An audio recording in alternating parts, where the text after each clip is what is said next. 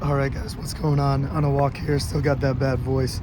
Man, I came down here to the channel today to do a little walk and just really working on the mindset thing, really putting myself in a more of an abundant state of already receiving as opposed to like trying to force it, like into existence. Yes, you have to put actions behind what you intend, but on the other side of that is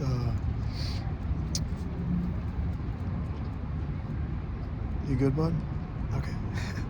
Rocket's pulling a little bit. You have to first see it in your mind, right? They say see it in your mind, you can hold it in your hand. And then too many people are just striving to make something happen, make something of their life. And if they would spend more time just envisioning what they want and feeling it into existence now, they would actually save a lot more time and effort. How many people act and force something and it never comes about? It's because they're not aligning to inward life, to their outward life. And remember, our inward life, thoughts, what we believe, what we focus on, the feelings we give into our subconscious to get them lodged into our subconscious to then act out of the subconscious, because we pretty much do 90% of what we do or think come from our subconscious, whether we are aware of that or not. If we would spend more time aligning there, you'd actually see it manifest into being more often in the outer. Just like visualization. They took a basketball team once. They couldn't get in the gym for whatever reason, was locked, or the weather, and they just had them sit there and imagine themselves making shots, shooting shots in their mind and going in. And when they went to the game the next day, their percentages went way up and they ended up winning the game, and they didn't even practice. And it's one of those things, again, what you create in your mind, you can create into reality. So you own that expression in your mind, and then you act on it in reality afterwards, okay? But don't get those misconstrued. Too many people act first, and they actually overwork themselves, overforce it. Because if you have to force it, you have to run for it, you have to chase it. It implies it's running away from you. And life is all about flowing with it, aligning to it, congruence with it, and then just taking time to be still and think on it. That's the biggest thing, is listening to that spirit's voice within. That's alignment. You have to be still, though. You can't be busy, can't be chasing, and everything in our world is designed to distract us. So come to a place where you can just be still and listen to God's voice, listen to that inner working.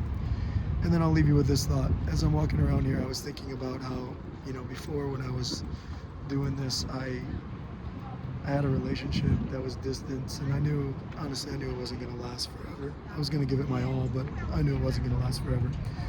I'm just realizing how much of a kind of a crutch that was, and an excuse to not put myself out there more, which of course you have, be respectful in a relationship. But I'm just realizing too about how much I allowed that to not fully embrace where I'm at. And I guess what I'm trying to say is it was a comfort zone for me. It was a default of, well, I don't have to talk to people, or I don't have to put myself fully out there because I'm being respectful to my relationship. Totally respectable on that.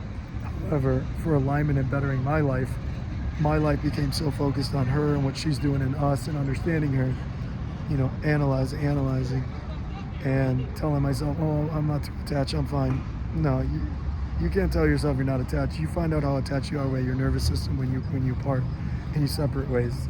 You have no control over that, especially if you have an anxious attachment system. And remember, that's usually what's grieving. It's not the love, it's usually the trauma response to something. You have some kind of trauma response, some kind of trauma bond, and especially if they're push-pulling you like a lottery machine, or like some kind of a game at the casino. Reward, stimulus, and then dopamine hit, and then chase, lose money, especially if you're plugging money into a machine that is never going to fully pay you out the way you deserve. And that's relationships or whatever. But I'm just realizing how much that was kind of held me back from giving my all here, and more so was a comfort, a comfort blanket, even though it wasn't.